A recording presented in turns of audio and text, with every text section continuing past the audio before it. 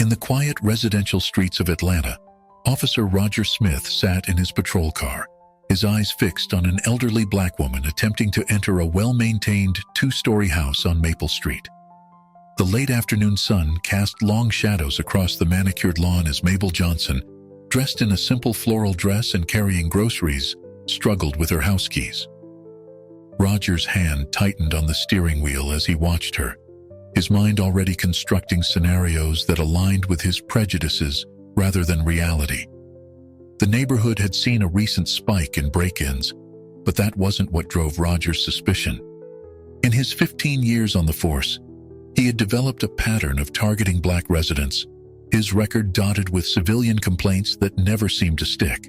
The department had shuffled him between precincts, avoiding decisive action despite mounting evidence of his discriminatory behavior. Roger observed Mabel dropping her keys, then bending slowly to retrieve them. In his mind, this ordinary action transformed into something suspicious. He didn't bother to check the address against reported break-ins or call for verification. His breathing quickened as he unbuckled his seatbelt, years of unchecked prejudice and power driving his actions. Without warning or announcement, Roger burst from his patrol car. His heavy boots pounded against the pavement as he charged across the street. Mabel had just managed to unlock her door when she heard the rapid footsteps behind her. Before she could turn around, Roger grabbed her arm roughly, spinning her away from her doorway with unnecessary force. "Police, don't move," he shouted. Though Mabel posed no threat, the grocery bag fell from her hand, oranges rolling across the porch as Roger slammed her against the doorframe. His actions were automatic, practiced, the muscle memory of a man who had done this before without consequences. Mabel tried to speak, to explain that this was her home of 30 years, but Roger wasn't listening. His grip tightened on her arm as she attempted to reach for her fallen purse, where her ID and proof of residence waited. The force of his hold left immediate bruises on her dark skin, his fingers digging in with practiced cruelty. The confrontation escalated quickly. When Mabel tried to protest, Roger became more aggressive. He twisted her arm behind her back, ignoring her cries of pain. Neighbors began to peek through their windows, some reaching for their phones, but none daring to intervene directly. They had seen Roger in action before and knew the consequences of interference. The scene reached its climax as Roger forced Mabel to the ground, his knee pressing into her back as she lay face down on her own porch. The concrete scraped against her cheek as she struggled to breathe. Through her pain and fear, Mabel managed to gasp out that this was her home, that she had proof, that she had rights. But Roger was beyond listening. As the scene concluded, Roger maintained his hold on Mabel, unaware that this moment would become a catalyst for change in Atlanta's police department. He couldn't know that the woman beneath his knee was the mother of his new police chief, or that his actions would finally force a confrontation with the systemic issues he represented. For now, he was simply another officer abusing his power, creating another victim of a broken system on another quiet afternoon in Atlanta. The sharp ring of Jamal Johnson's phone cut through his office at the Atlanta Police Department headquarters.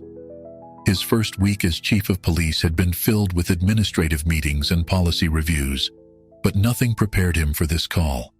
Marcus Williams, his childhood friend and neighbor of his mother, spoke rapidly on the other end, his voice shaking with urgency. "Jamal, you need to get here now. It's your mama, one of your officers." "Man, he attacked her right on her own porch. She's hurt, Jamal. It's bad." Marcus's words hit Jamal like physical blows, each detail making his grip on the phone tighter. The pristine office around him, with its polished desk and newly hung credentials, suddenly felt like a mockery. Jamal had spent 20 years climbing the ranks, believing he could change the system from within. Now, sitting in the chief's chair, he learned his own mother had become another statistic of police brutality. "Where is she now?" Jamal managed to ask, his professional demeanor cracking. His free hand was already reaching for his car keys, knocking over the family photo on his desk, the one showing him and Mabel at his police academy graduation. She had been so proud that day, even though she'd expressed concerns about him joining the force. Before heading home, Jamal stopped at his childhood house. The front porch still showed signs of the confrontation: scattered groceries, scuff marks on the concrete, and a single earring his mother had lost in the struggle. Inside, the house was exactly as Mabel had kept it for decades. Family photos lined the walls, chronicling their journey. Mabel working 2 jobs after Jamal's father left, her attendance at every school event, her unwavering support through his career choices. In the living room, Jamal found himself drawn to a particular photograph. It showed Mabel at a civil rights march in the 1960s, her young face filled with determination. She had always taught him about justice, about standing up for what's right, about maintaining dignity in the face of oppression. Now, her son wore the uniform of the very institution that had just brutalized her. Moving through the house, Jamal entered his mother's bedroom. Her reading glasses still sat on the nightstand next to her favorite Bible, marked with dozens of colorful tabs. The room smelled of her lavender lotion, the same scent that had comforted him throughout his childhood. On her dresser, she kept newspaper clippings of his promotions, each one carefully preserved. The weight of his position and this personal crisis crashed down on him. As chief of police, he had the power to address this incident, but he also knew the resistance he would face. The department's history of protecting its own, the blue wall of silence, the complex politics of being a black chief in a system with deep-rooted racial issues.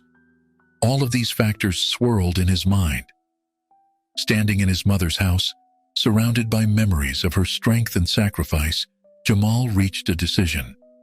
He couldn't remain neutral or diplomatic about this. His mother had never taught him to be passive in the face of injustice, even when confronting it meant personal risk. He pulled out his phone and began making calls, first to internal affairs, then to his most trusted officers. He would need allies for what was coming.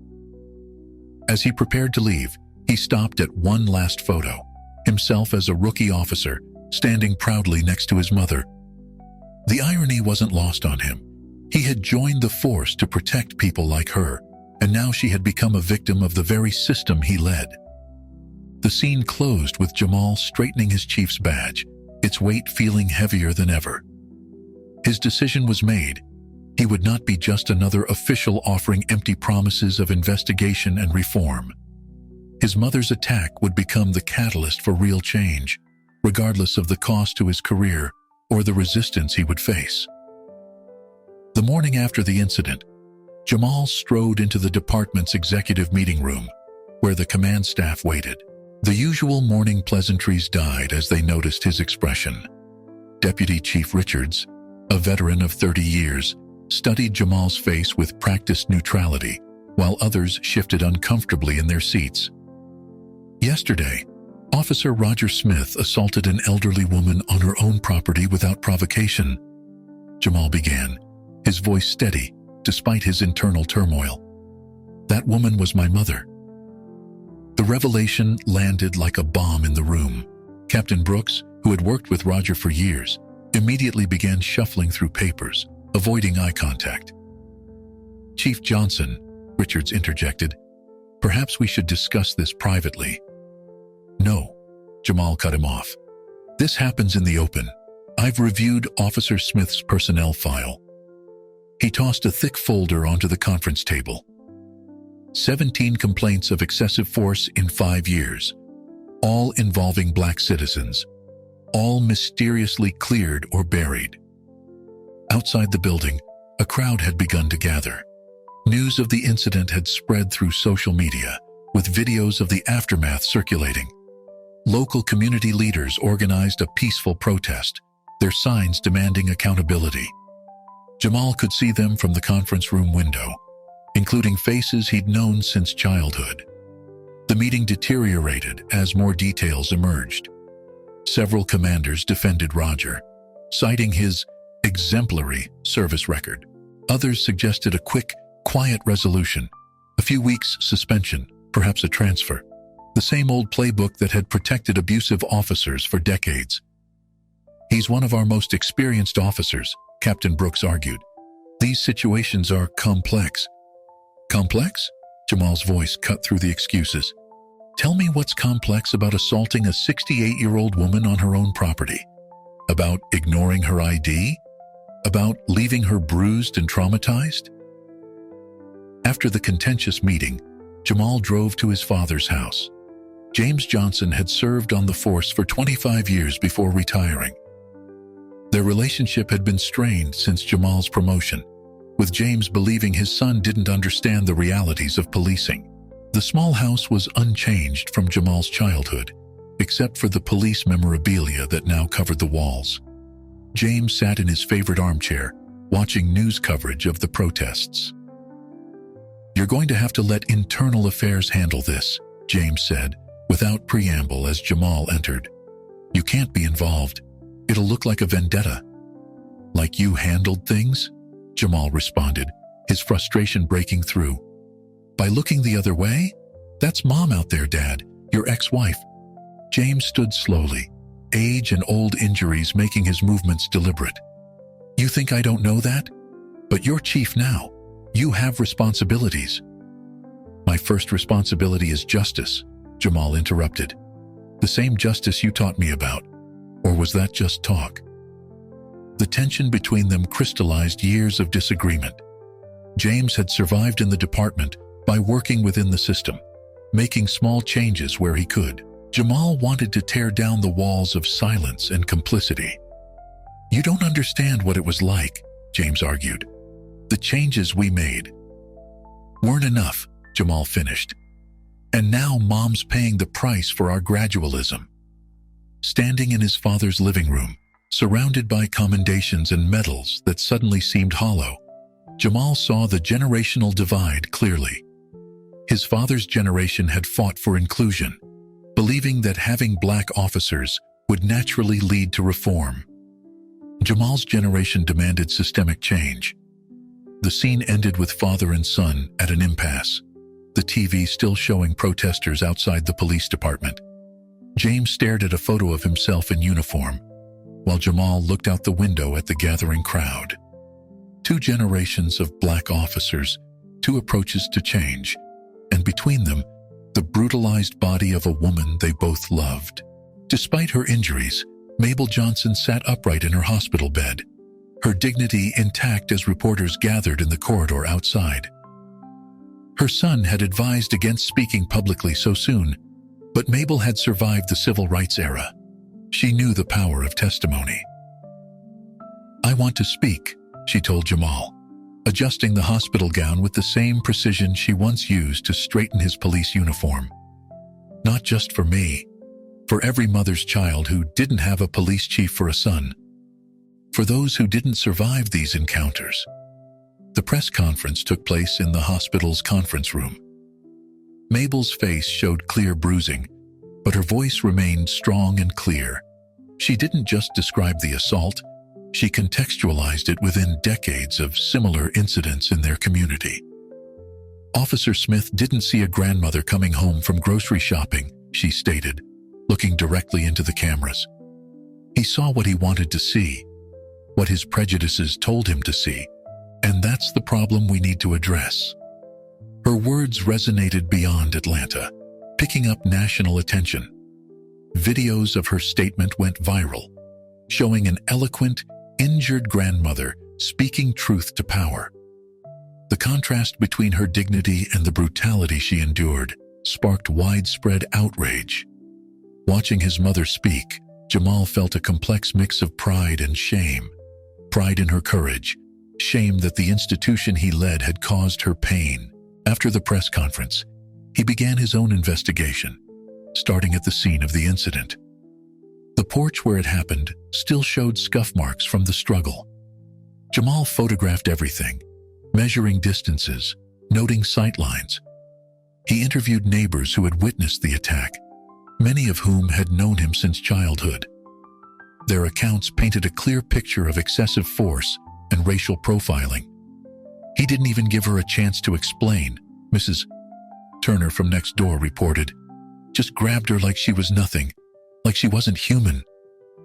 Jamal discovered more troubling details. The dash cam from Roger's patrol car had mysteriously malfunctioned during the incident. His body camera footage was corrupted. Standard procedure would have required him to call in before approaching a suspected burglar, but no such call was logged. In his office late that night, Jamal reviewed security footage from nearby houses. One camera had captured the entire incident. The footage was damning, showing Roger's aggressive approach, the unnecessary force, Mabel's attempts to identify herself. But most revealing was Roger's body language, the casual confidence of someone who knew they would face no consequences. As Jamal compiled evidence, his mother continued speaking out. She appeared on local news shows, met with community groups, and shared her story at church meetings. Each appearance drew more attention to the case and the broader issues it represented. "My son wears the same uniform as the man who attacked me," she said during one interview. "One represents what the police should be, the other what they too often are. We need to address this divide." Her words hit home. Other victims of police misconduct began coming forward, sharing similar stories. Mabel's case became a rallying point for reform advocates who saw in her the perfect witness, articulate, respected, and undeniably innocent. The scene concluded with Jamal adding the final piece of evidence to his growing file, a series of complaints against Roger from the past decade, each showing a similar pattern. He looked up at his office wall, where his oath of office hung next to a photo of his mother at his swearing-in ceremony. The path forward was clear, but the obstacles were formidable. While reviewing Roger Smith's personnel file late into the night, Jamal uncovered a pattern that made his stomach turn. 23 incidents of excessive force over 12 years, all involving minorities. Each complaint had been systematically buried, marked as unfounded or insufficient evidence. More disturbing were the names attached to these dismissals, senior officers still serving in leadership positions. Deputy Chief Richards's signature appeared frequently, dismissing complaints with brief, identical justifications. Captain Brooks had transferred Roger between precincts whenever community pressure built, effectively resetting the complaint counter. The paper trail revealed not just one corrupt officer, but an entire network of protection. Jamal's phone buzzed with a text from Lieutenant Garcia, one of his few trusted allies in the department. Check Roger's connection to the police union president. Following this lead, Jamal discovered that Roger's brother-in-law sat on the union's executive board, explaining the unusually robust legal defense Roger received for each complaint. As he dug deeper, the threats began. First subtle, anonymous notes left on his desk suggesting he consider his career. Then more overt. His mother's case file disappeared from the Internal Affairs Office, only to reappear with key witness statements missing. His personal parking spot was vandalized, his car keyed with the word traitor. During a department heads meeting, Roger made his first appearance since the incident. He sat confidently, showing no remorse, even smirking when Mabel's case was mentioned. "Chief," he said, his voice carrying a barely concealed threat. "Remember that incident from your rookie year? The one that could have ended differently if certain reports hadn't been adjusted?" The room fell silent. Jamal remembered that night, a justified shooting, but the paperwork had been rushed, corners cut by senior officers eager to clear a rookie. Roger was sending a clear message. Everyone had compromises in their past. Everyone could be vulnerable. After the meeting, Captain Brooks approached Jamal privately. "Your mother's fine," he said, his tone casual but menacing. "No permanent damage. Why risk everything over such a minor incident? Think about your pension, your future opportunities." The pressure mounted from above as well. The mayor's office called, expressing concerns about department morale.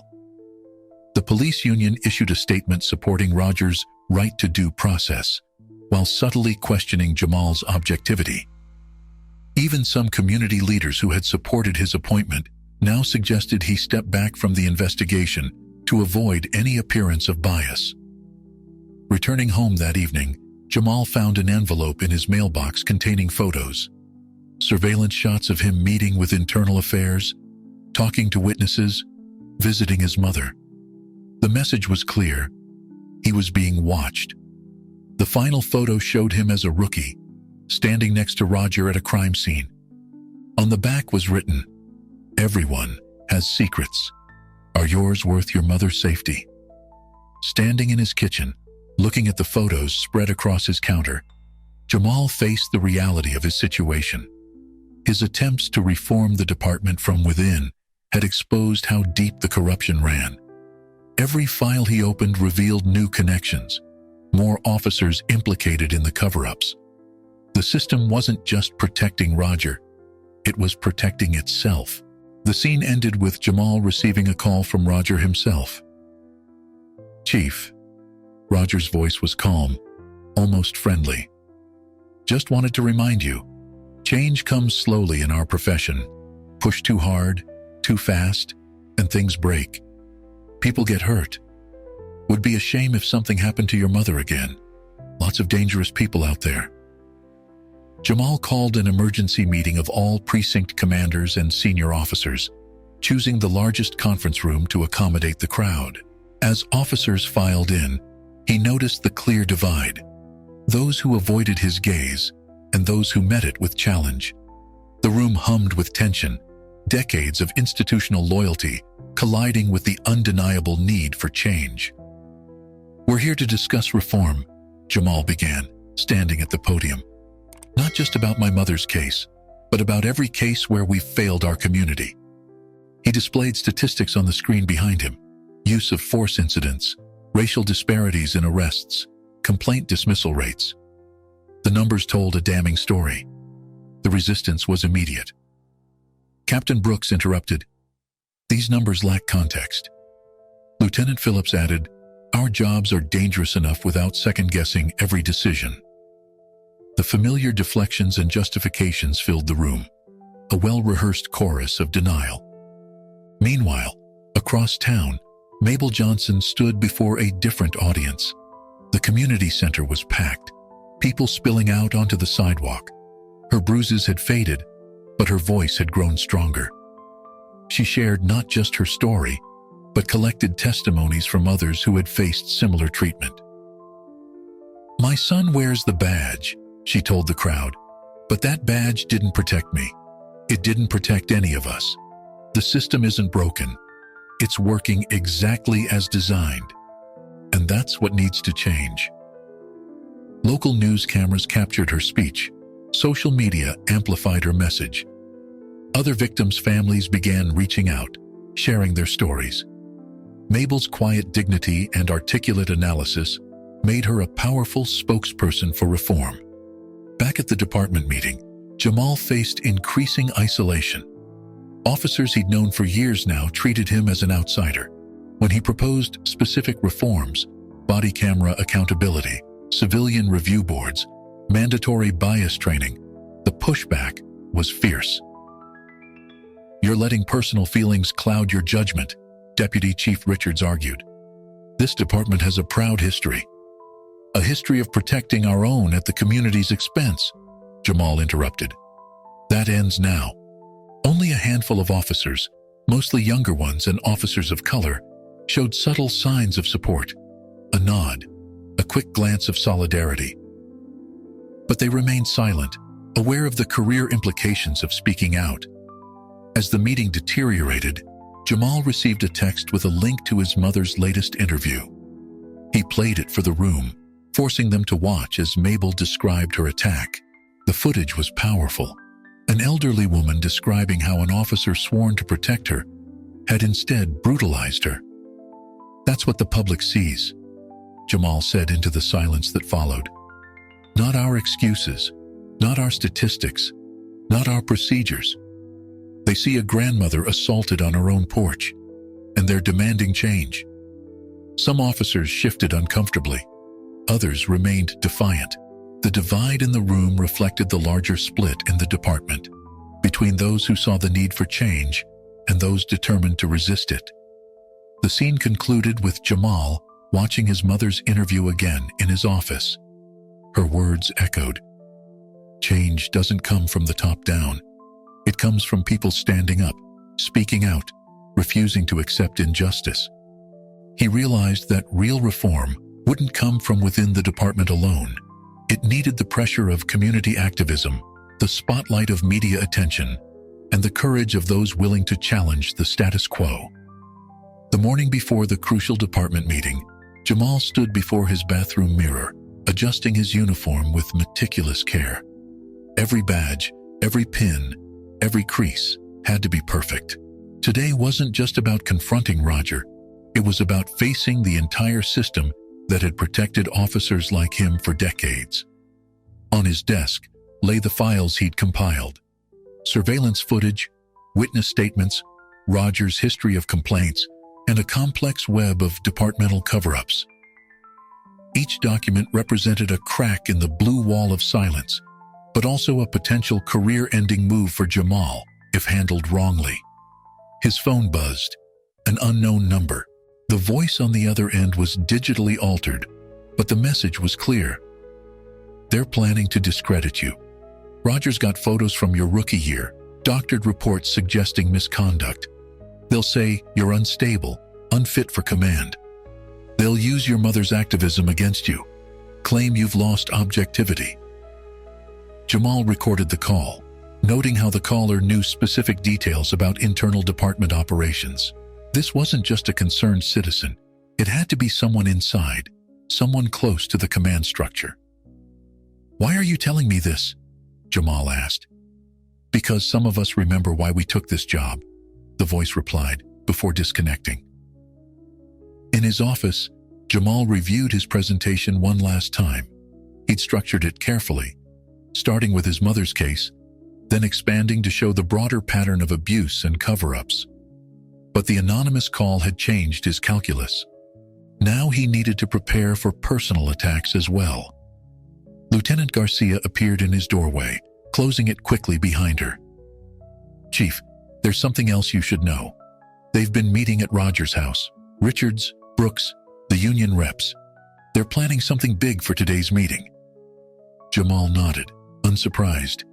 "Any details?" "They've got a stack of complaint forms, all dated before your mother's incident. They're going to claim she has a history of false accusations against police, all fabricated, but they've got officers willing to testify." The revelation should have shocked him, but instead, it just confirmed what he already knew about the depths of corruption he was facing. He pulled up his mother's spotless record, decades of community service, church work, civil rights activism. Their lies would be transparent, but they'd still damage her credibility with some. As the morning progressed, more warnings arrived. A janitor mentioned overhearing plans to stage a mass walkout during his presentation. An administrative assistant slipped him a note about missing evidence. Each warning confirmed that while the old guard was unified against him, cracks were appearing in their wall of silence. The scene culminated with Jamal making two crucial decisions. First, he activated the department's seldom-used transparency protocols, ensuring the meeting would be recorded and live-streamed to the public. Second, he called his mother. "They're coming after you, Mom," he warned. "Let them," Mabel replied, her voice steady. "Truth doesn't fear lies." The scene ended with Jamal standing at his office window, watching officers file into the building for the meeting. Among them was Roger, walking with the confidence of a man who believed the system would protect him once again. But this time, Jamal was ready. The question wasn't whether he could win. It was how much of the department he'd have to tear down to achieve justice. The department's main conference room filled to capacity, with officers lining the walls. The live stream equipment hummed in the corner, its red light a reminder that today's proceedings wouldn't stay behind closed doors. Roger sat in the front row, flanked by union representatives, his expression still carrying that hint of arrogance. Jamal began without preamble. 3 weeks ago, Officer Roger Smith assaulted a 68-year-old woman on her own property. He clicked to the first slide, high-resolution photos of his mother's injuries. These aren't photos of a suspect resisting arrest. These are photos of a grandmother returning from grocery shopping. Roger's lawyer started to object, but Jamal continued, his voice gaining strength. But this isn't just about my mother. The screen shifted to a grid of faces, other victims of Roger's violence over the years. This is about every person who suffered while we looked away. He methodically presented the evidence. Body camera footage that mysteriously failed during incidents, witness statements that disappeared from files, complaint forms marked resolved without investigation.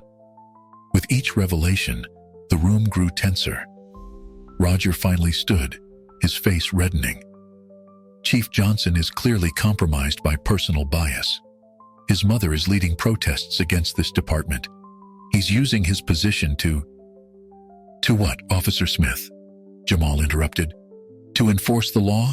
To hold officers accountable? Yes, the victim is my mother. But before that, she was just another black citizen you profiled, another victim you thought would stay quiet. The room erupted into murmurs as Jamal displayed Roger's complete record. 23 excessive force complaints, all against minorities, all buried.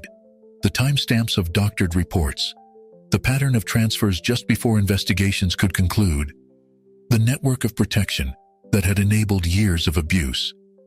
Roger's composure cracked. You don't understand what it's like out there. We make split-second decisions. Split-second? Jamal played the security footage of his mother's assault. You watched her for 12 minutes. You saw her unlock her door with her key. You watched her carry groceries. There was no split-second decision here, Officer Smith. This was deliberate. This was what you've always done.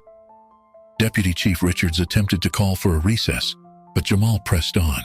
He revealed internal emails showing how complaints were systematically buried, how problem officers were shuffled between precincts, how the union protected abusers while intimidating victims. This isn't just about Officer Smith anymore, Jamal declared. This is about every person in this room who knew and stayed silent. Every commander who transferred him instead of stopping him. Every union rep who bullied victims into dropping complaints. The live stream counter showed thousands watching. Deputies shifted uncomfortably. Some younger officers nodded in agreement. The wall of silence was cracking under the weight of exposed truth. Roger made one last attempt at deflection, pulling out a folder of supposedly incriminating documents about Jamal's past. But Jamal was ready. He displayed his entire personnel file, every report, every incident, fully transparent. Unlike you, Officer Smith, I don't hide behind falsified reports and corrupt friends. My record is open for anyone to examine. Can you say the same? The scene concluded with Roger slumping in his chair, his supporters unable to meet his eyes. The system that had protected him for so long was being dismantled in front of a live audience. But Jamal knew this was just the beginning. The real fight, reforming the entire department, was still ahead.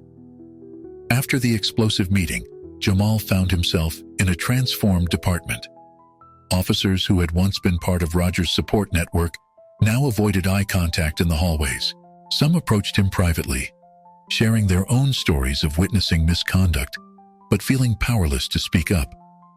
The thin blue line was developing cracks, but the tension was palpable. You did the right thing, Chief, a veteran sergeant told him quietly in the break room. But watch your back. The old guard won't go down without a fight. Others expressed similar sentiments, support mixed with warning. The department had become a powder keg of divided loyalties. Outside, the community response was building. Mabel had organized a peaceful march from her church to police headquarters. The crowd grew beyond expectations, filling several city blocks. Unlike previous protests, this one included a significant number of current and retired police officers, some in uniform, walking alongside community members. Mabel stood at the front, her presence commanding respect. She had become more than just a victim. She was now a symbol of resistance and reform. Local news cameras captured her addressing the crowd, her voice strong despite her still healing injuries. "Today, we're not marching against the police," she declared. "We're marching for justice, for accountability, for the kind of police force our community deserves. My son wears the badge, and today, he stood up for what that badge should truly represent." Inside headquarters, some officers watched from windows as their colleagues joined the protesters below. The divide within the force became physically manifest, those who stood with the old system and those who dared to challenge it. Young officers, particularly officers of color, found themselves torn between career preservation and moral obligation. Lieutenant Garcia, who had supported Jamal from the beginning, faced ostracism from her former friends in the department. "They won't even sit with me in the cafeteria anymore," she reported. But every day, more officers are starting to question things they used to accept. The protest route passed Rogers' precinct, where a small counter-demonstration had formed, mostly older officers and their families holding "Back the Blue" signs.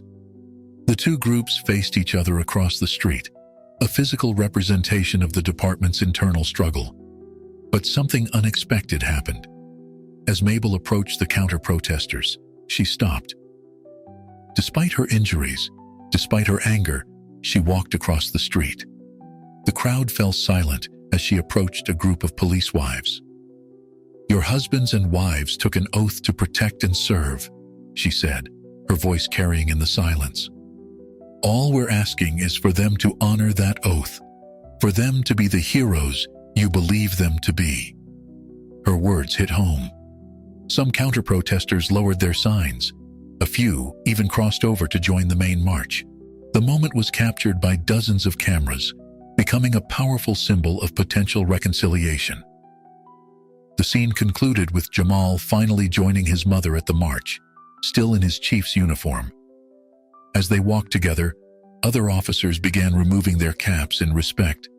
The crowd parted, creating a path for mother and son, one a victim of the system, the other working to change it from within. "I'm proud of you," Mabel said quietly, taking his arm. "Your father would be too, even if he can't say it yet." The symbolism wasn't lost on anyone. The police chief marching against police brutality, standing with protesters while wearing his badge. It was a moment that would define his tenure and mark a turning point in the department's history.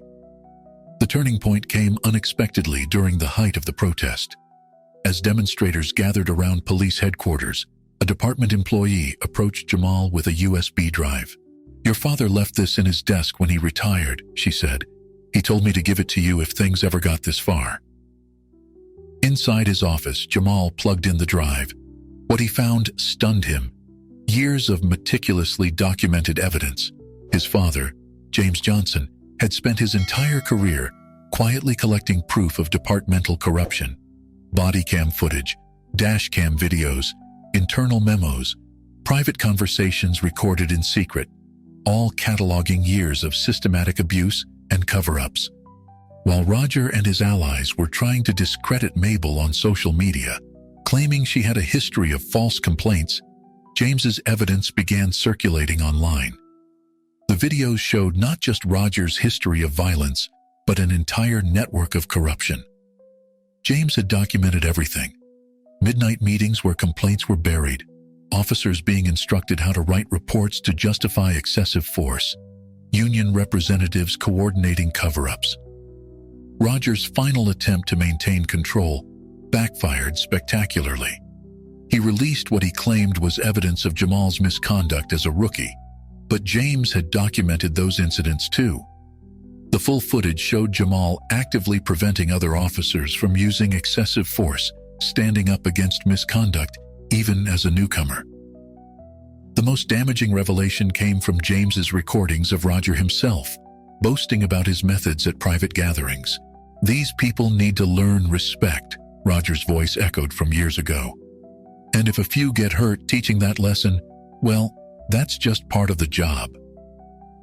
As this evidence flooded social media, James finally appeared at the protest. He walked slowly through the crowd until he reached Mabel and Jamal. The three stood together, The retired officer who had gathered evidence for years, the chief fighting for reform, and the woman whose abuse had finally brought everything to light. I couldn't fight them openly, James explained, his voice thick with emotion.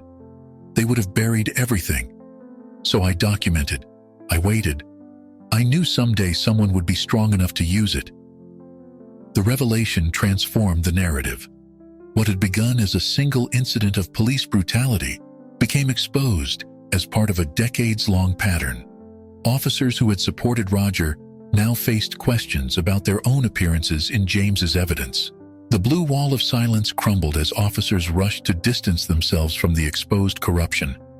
Roger's final stand came not in the department, but on live television. During a news interview intended to defend himself, he received word that his allies were abandoning him. On camera, his composure cracked.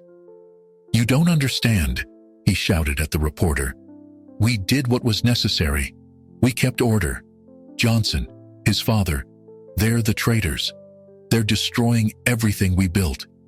The outburst sealed his fate. Within hours, the police union withdrew its support. Officers who had protected him now provided statements about his misconduct. The system that had sheltered him for so long finally turned against him. The story ended where it began, on Mabel's porch. She sat between her ex-husband and her son, 3 generations of struggle against injustice, embodied in one family. James had fought through documentation, Jamal through direct confrontation, and Mabel through the moral authority of her testimony. "Sometimes," Mabel said, looking at both men, "justice takes a family." She took their hands, united after years of division. Each playing their part, even when they don't know they're all working toward the same end. The scene closed with all 3 watching the sunset, as across town, Roger cleaned out his desk. The department began implementing reforms, and the community dared to hope for real change. The family's different approaches, James's patient gathering of evidence, Jamal's bold confrontation, and Mabel's powerful testimony, had combined to create something none of them could have achieved alone. The beginning of true reform.